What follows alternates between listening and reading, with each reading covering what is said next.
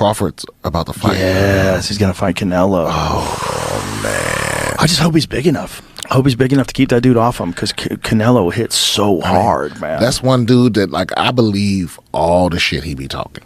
Crawford? Yeah. Oh, he's good. He don't just be saying shit. They tried to say that, like, Errol Spence was damaged because of what Crawford did to him because he was damaged from the car accident. I'm like, maybe. Or maybe Crawford would have done that 3 years ago. I think he's that good. He's just so skillful. He's so slick. And when he gets, and he's also the best guy in the sport at switch hitting. He'll go from southpaw to orthodox and be just as good and trip you up. Like you think he's going to start southpaw, he starts orthodox. You prepare for orthodox, he's fighting southpaw. He feels like he's got you timed better orthodox, he'll switch. All eyes are on Canelo Alvarez right now, and for good reason. In the gym, he's been pushing himself like never before, going through tough sparring, tightening up his defense, and loading that power shot that has ended so many nights early. There's a fire in him you can almost feel, the kind that shows he knows this fight with Terence Crawford is not just another day at work. It's bigger. It's about his name, his place in history, and proving he's still the man at the top. Canelo isn't training to survive. He's training to make a statement, and he's leaving no room for doubt. Fight would be gigantic. I'm trying to make all-time history. Right. That's the one that gets you going. I can see it in your eyes. Yeah. I hear him now. You too little. Canelo gonna break you. Yeah. I love the challenges. Let me prove him wrong once again. Canelo's grind for Crawford has even caught Joe Rogan's eye, and he didn't hold back on how punishing and different that training looks. On his show, Rogan asked the big question, does Terence Crawford really have what it takes to beat Canelo Alvarez? He admitted Crawford could do it, but only with the smartest plan and a flawless game on fight night. That's when his guest, Jim Lampley, brought up what Larry Merchant once said about Ray Leonard beating Marvin Hagler. Leonard used speed, movement, and sharp strategy to shock the world. Maybe, just maybe, Crawford could follow that same blueprint against Canelo. Do you think Terence Crawford can beat Canelo Alvarez? Yeah, I think he can win. Okay. I don't know if he's going to win, but I think he can win. So but he's going to have to box a brilliant fight. Okay, what kind of a fight? I'm going to get to that. I asked the great Larry Merchant, What did he say? 94 years old, living on Ocean Boulevard in Santa Monica, looking out at the ocean, reflecting on all the amazing things he did. And I asked Larry, I said, do you think Terence Crawford has a chance to beat Canelo Alvarez? And Larry said, Jim, did Ray Leonard get an official decision victory over Marvelous Marvin Hagler? And I said, yes, he did. He said, well, if Ray Leonard could beat Marvelous Marvin Hagler, then Terence Crawford can beat Canelo Alvarez. And I said, why do you say that? He said, same equation. Get in, get out. Get in, get out. Yeah. Over. Hogan pointed out the one thing that makes Canelo a nightmare for anyone who faces him. While most fighters only throw shots to the head or body, Canelo does something different. He attacks the arms. He keeps hammering them until the guard starts to break down. Joe added that hardly any boxers use this old school trick anymore. And that's exactly why Canelo is such a hard puzzle to solve in the ring. Yeah.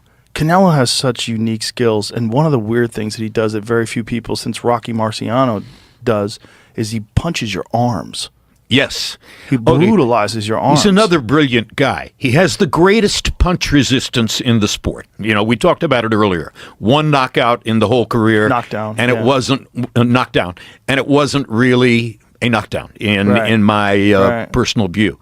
So Jim broke down another key piece of what makes Canelo so tough. He explained that the reason Canelo has never really been dropped isn't just his chin, it's his powerful legs. That lower body strength keeps him steady, letting him take punches that would knock most fighters off their feet. Then Jim shared something unexpected from when he lived near Canelo in Del Mar, California. He'd often see Canelo's trainer, Chapo, at the grocery store loading up on lean proteins like tuna and chicken for the champ. But the real surprise came with Canelo's morning routine, horseback riding. Every day, Canelo would spend about 2.5 hours at an equestrian center doing hunter-jumper drills, guiding a horse over obstacles, which takes balance, control, and serious leg power. After that, his afternoons were locked in with 3.5 hours of straight boxing training. Jim called this combination of leg work from riding and upper body sharpening from boxing nothing short of genius. the canvas. He's never been on the canvas. And we call it chin.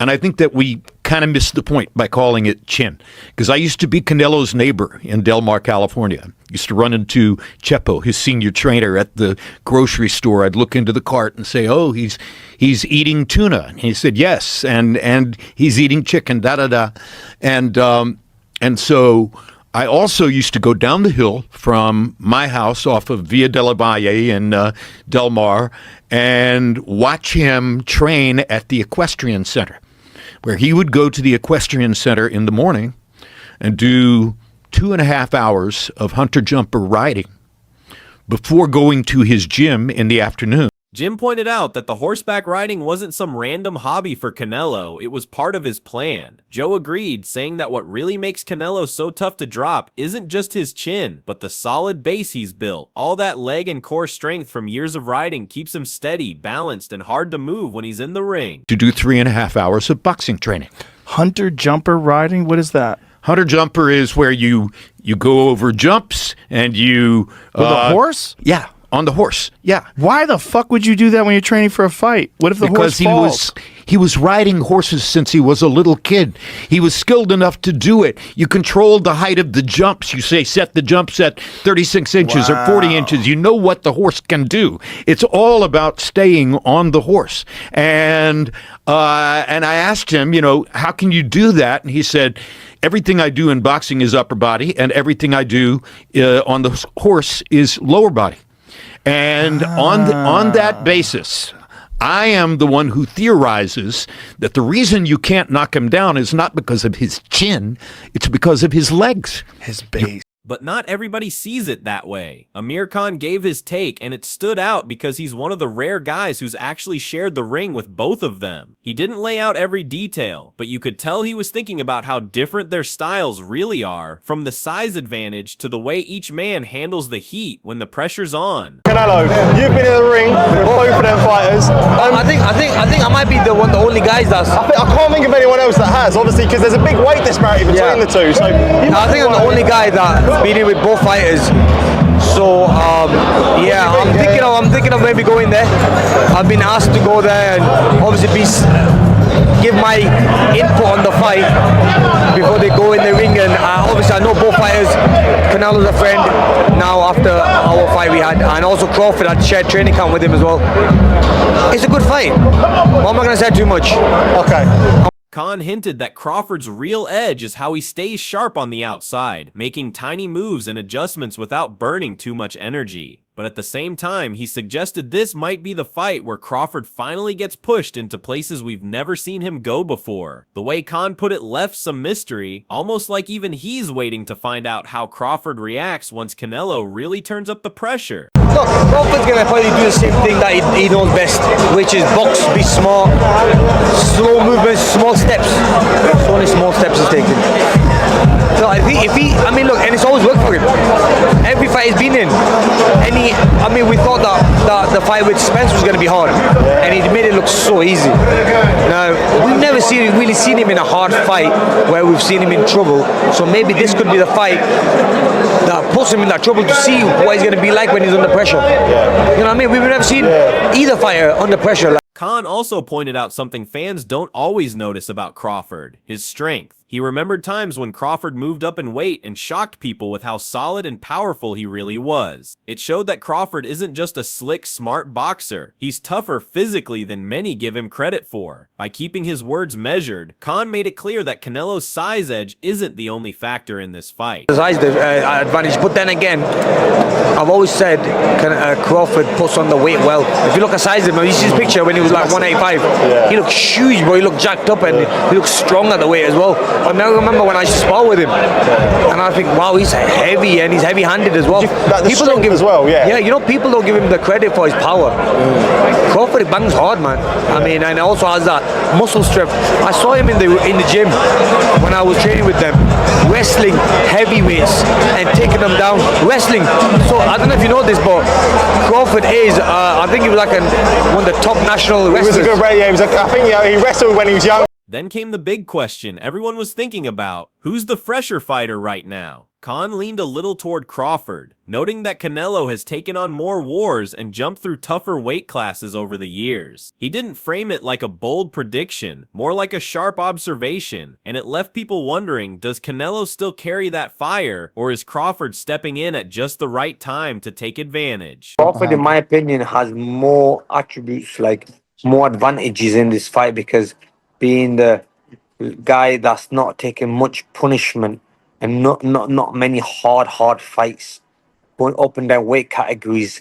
See, one thing about Crawford, he's built himself up slowly, whereas Canelo's jumped up and down weights, and he's always been a heavy guy, and he's probably taking bigger punches from the heavier weights and stuff like Bivol and Triple G, and those fights take a lot out of you. So I just feel, looking at it, the fresher fighter in that fight is Crawford. I think he's the fresher guy, is going to probably edge it. Devin Haney stepped in with a take that cut through all the back and forth. He didn't just focus on size, he broke it down in a way that made people stop and think. For Haney, this fight isn't just fan hype, it actually makes sense because of the skills both men bring. He pointed to Crawford's discipline and sharp ring IQ, tools that could guide him through the toughest moments. But he also reminded everyone that Canelo's size and raw strength aren't things you can simply brush aside. The way Haney laid it out, this isn't a mismatch. It's two completely different advantages colliding head on. Yeah. People are just talking about the size, right? That's why it's going to be too tough. But when you look at those two guys in stature, right, they don't look that difference in size. And Canelo is a small guy for 168. Yeah. But has longer arms. How's that matchup look to you? I think it's a good matchup. It's a fight that we all been wanting to see. Bud has the skills. He got the discipline, IQ to win. But Canelo has all that with the size. So I think it's a good fight. Haney opened up about how this fight had been sitting on Bud's radar for years. He even shared that his own father once told Crawford that Canelo was the fight worth chasing back when it felt more like a dream than a possibility. Now that it's real, Haney couldn't hide his excitement, calling it massive, not just for Bud but for boxing itself. And when it came to choosing sides, he didn't flinch. He stood with Crawford just like his father. Still, Haney kept it honest, admitting it won't be an easy night. His words carried belief in Bud, but also left just enough mystery about how the battle would unfold once the bell rings. I'm happy that Bud got the fight. My dad was the one that told him that he should take the fight. Bud came out and said that my dad was the one that told him to fight Canelo a long time ago. Really? So yeah. Like in a private conversation, he just he recommended told him, that. like, man, the fight for you is Canelo. And Really? and Bud looked at my dad like yeah, but now it's here. Yeah, no, it's here now. So I think it's a good fight for boxing. Is your dad picking Bud to win that fight? Of course, yeah.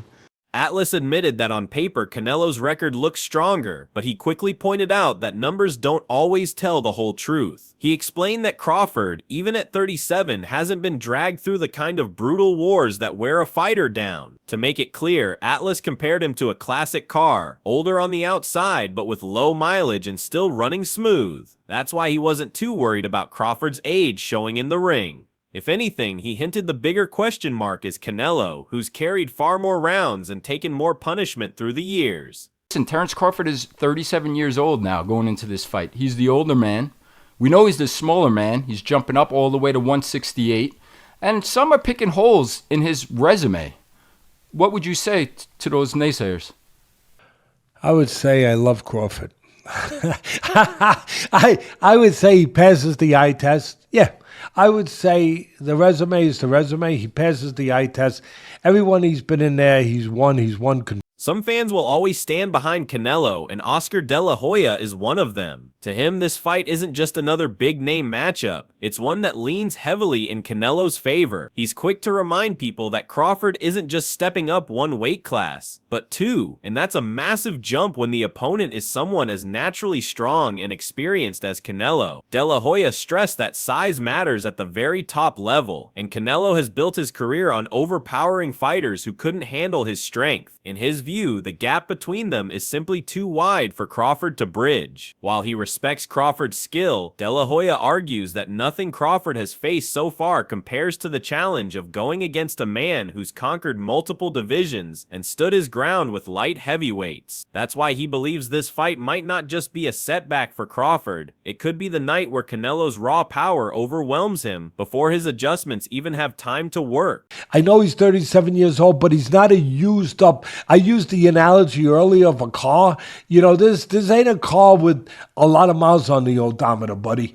You know, but it's not. I know he's 37 years old, but this is like going and looking at one of those vintage classic cars, you know, and you look at it and you say, oh, I love that car. Man, but it must have I don't know, the motor must be getting old, this must be getting old. And then the guy says, no. It hasn't been on the road that many times. I've kept it in good condition in the garage. I've never taken it on a lot of tough drives. You know, I've never gone crazy and started driving in, you know, into terrain that would wear it out. And then you say, oh, okay, even though it's an old car, it's a fresh old car. You know, it's not used up.